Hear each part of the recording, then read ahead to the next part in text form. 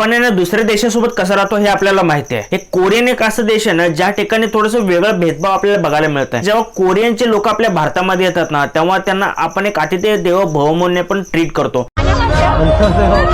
Happy birthday.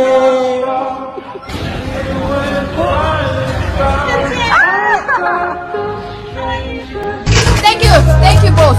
17? No? आपलं जे काही संस्कृती आहे त्या हिशोबाने आपण त्यांना ट्रीट करतो आणि कोणताही भेदभाव आपण करत नाही. तेच आपले भारतीय जेव्हा कोरियन्स मध्ये फिरायला जातात ना तेव्हा अशा पद्धतीने भेदभाव बघायला मिळतो. Indians and Pakistanis are not allowed. When we go for shopping, when we take look at the dresses and all, then they be like, they come very fast, like they'll be sitting and relaxing. They just come dash out and they're like, dust it. Okay, I'm not buying. Oh, we don't like Indian people. They look like muddy. वहाँ के बच्चों के हिसाब से हम Indians कीचड़ जैसे दिखते हैं. Islam and Hindus is not allowed. ते bar मध्ये Indians is not allowed. अशा रेसेस गोष्टी करण्यामागे महत्वाचा रिझन असतो ते म्हणजे की सुंदर देखावा.